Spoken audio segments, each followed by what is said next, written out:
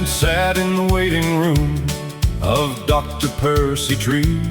His bruised frame was a mass of cuts awaiting surgery. It was a sore and sorry sight that staggered in that night, and used to Ned's wild drunken sprees, per guest he'd picked a fight. Another payday scrap, no doubt, the medic asked of Ned, who vehemently denied the charge by shaking his old head. "Now, doc, that's libelous kind of talk, 'cause just for once, old mate, I left the pub around 8 o'clock, and in a sober state. Intent on getting home, I was to pacify the cook. For perk, you know, Maud's vicious tongue surpasses some right hook. But as I took the shortcut home, along the Dead Man's Creek, I sensed a certain urgency and things were looking bleak. At first my pace was just a jog, but then a full-blown sprint, and all the while I uttered threats no poet would dare print. 2 steps inside the front yard gate, I hurdled Maud's dog Blue, who took me for a crummy crook and tore me pants in 2. In haste to flee Blue's drooling jaws, I sadly failed to see Maud's cockatoo upon his perch, who always hated me. A mass of cuts from Cocky's claws, and bites from Blue besides. I frantically fought both them off and lengthened out my strides. But downstairs Lou was just ahead, relief was now in view, but stumbled on Maud's old black cat, which then attacked me too.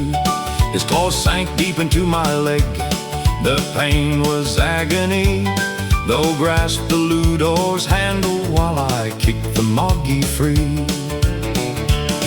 With beads of sweat upon my brow, I quickly slammed the door, as what was left of my torn duds dropped down upon the floor. My poor old ticker beat like mad, my limbs were racked with pain, and vowed that I'd stay down the pub when payday came again. Then as my heart rate settled down, my frame found some relief, but as I glanced down to my right, I stared in disbelief. For crawling through the rear wall, where there was a large hole, came Maud's old pet Gona Bert, whose hide was black as coal. His beady eyes surveyed the scene, his tongue flicked in and out, while I just sat there motionless, for there could be no doubt the slightest movement or a noise would force old Bert's escape, and trees were often his first choice, or something of that shape. Concerned my aching limbs might prove to be the shape he sought, I hardly dared to breathe at all, and sat there quite distraught. The standoff proved to be intense, my mind could take no more. That's when old Maud came on the scene and bashed upon the door. "That you in there?" came old Maud's cry, which sent old Bert berserk. And sure enough, those great long claws were madly now at work. At first the pain shot up my leg, and then my gut and chest. His front claws finally found both ears, his hind claws found each breast. The fight between old Bert and I sure caused a mighty din. Then as the loo door opened wide, old Maud stood peering in. She thought Bert bagged an old pervert, so joined him in the fray. And as she beat me with the mop, I'm sure it made her day.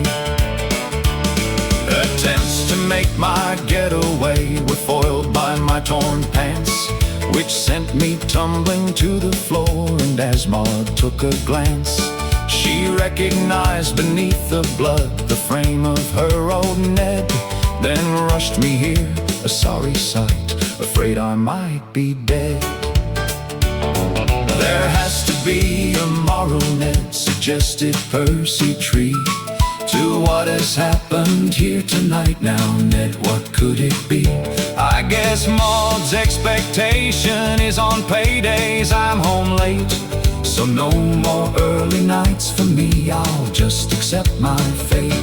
There has to be a moral, Ned suggested Percy Tree, to what has happened here tonight. Now, Ned, what could it be? I guess Maud's expectation is on paydays I'm home late. So no more early nights for me, I'll just accept my fate. Yes, no more early nights for me, I'll just accept my fate.